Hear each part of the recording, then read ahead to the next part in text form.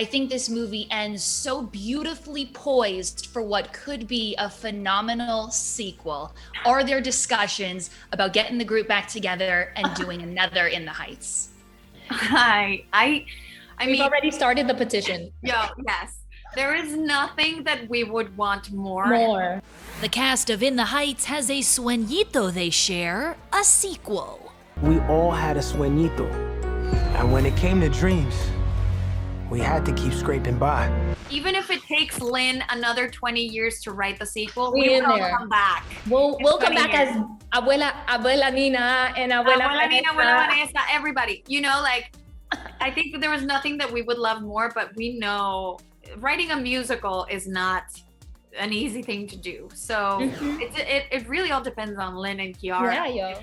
If one day they wake up and they're like, I dreamed up the sequel, and Lynn is like inspired and writes the songs, I mean, we're there. Listen, it's Lin-Manuel Miranda. I do not doubt that he can do that. say, We'll there's be a guy here who when did that it. moment happens. E.T. was also on hand at the Los Angeles Latino International Film Festival's special screening of In the Heights, where the stars gave their best ideas for what's next. Where do we see Vanessa go next? I think it would be interesting to see, actually, from the moment that Usnavi decides to stay, what happens. You know, what happens in those years, because it can be easy.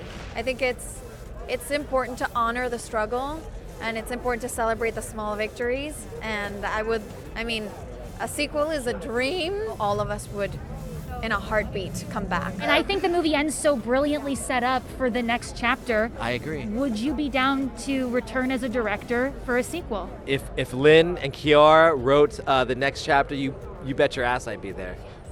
What would you want to see explored? Wow, you were digging real deep here. What's the storyline that you're dying to tell in this next chapter? I think the next chapter is that next generation, seeing how Sunny helps guide them into the new chapter of their lives and how they're telling their stories. So that would be fun. Where do you see Nina in the future? Ooh, that's a very good question.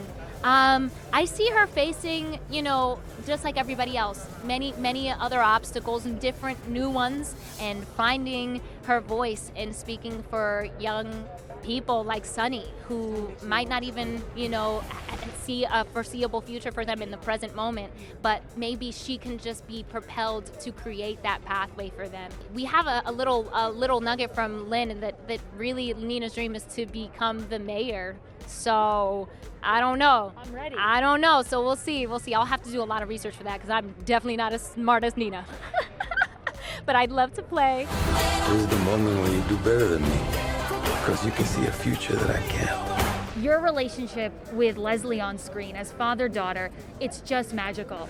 What was it like in those moments, the two of you together on set?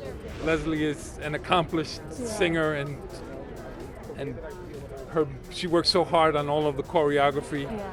But what I was so impressed about is that she brought her A game in terms of opening up her soul and making herself available in terms of this character and what she needed to do as an actress. And I think it shows. The movie musical is nabbing positive reviews from fans and critics, plus early award season buzz. But the cast insists their top priority is representation on screen. In the original production, Carla and Daniela were simply work partners.